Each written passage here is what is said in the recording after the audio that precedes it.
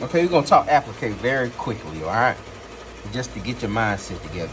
Let's say you laid, let's just start with a simple square. You done laid your fabric down and you done made a stitch, a tack down stitch. You need this first, all right? Tack down stitch, boom, boom, boom. That's gonna, attach the fabric down so that you can cut it out. And you wanna cut as close as you can to this tack down stitch. All right, this little run stitch here. You want to close as you can get it. And then you're going to come with a satin stitch. You have to know what these is. You got to know a little something about digitizing. And that satin stitch, you want it, you see what this line is? Let's say your satin stitch is this wide, right?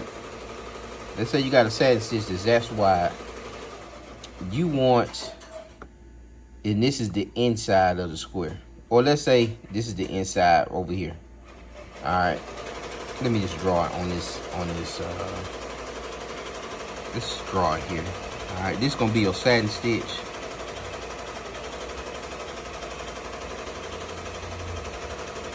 And what I'm trying to show you, you want that run stitch to be close to the border edge here, but enough to get covered, to make sure that you're covering, your satin stitch covers this.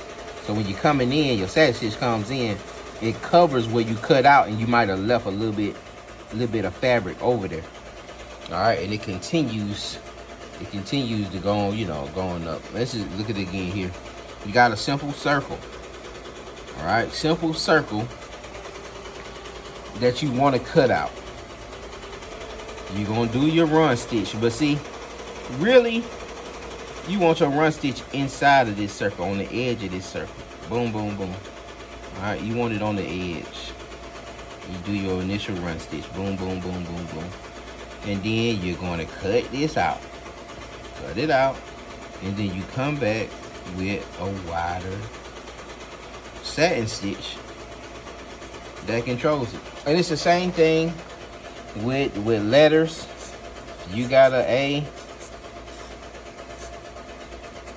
Okay, you're gonna need a run stitch to go, through this A. Boom, boom, boom, boom, boom. You want to get as close as you can. Boom, you're gonna have to go inside of here too. And you're gonna have to cut this out. Now, if you have a laser or a vinyl cutter that can cut twill, you, in your software, you can make, say you're doing a square again, you can make your run stitch, boom, boom, boom, right? You can take this and change this to an SVG file. You can change it to an SVG file and take it to your cutter. And your cutter will cut this out. It'll cut this square out. So now when you go back to your digitizing software, or you go back to this, is going to say the garment, you done cut this square out. You already cut the square out on your cutter, right? You cut it out on your cutter. So now you need a tack down stitch for this. You need to first leave that stitch, your placement stitch, the one that you use to cut. You still keep that stitch, but then you bring a stitch in, a run stitch that's a little slightly closer, so that it can tack this square down.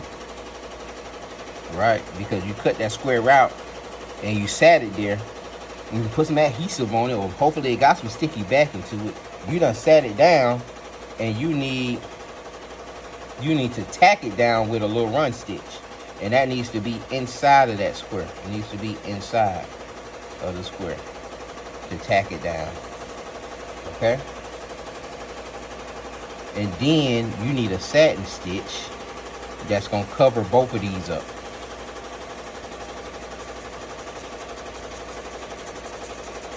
The satin stitch is going to cover both of them up. Of course, it's not going to make it as neat or whatever, but y'all get what I'm saying. Hopefully you get what I'm saying. All right, you just need to understand the methodology, and then you can kind of figure it out yourself.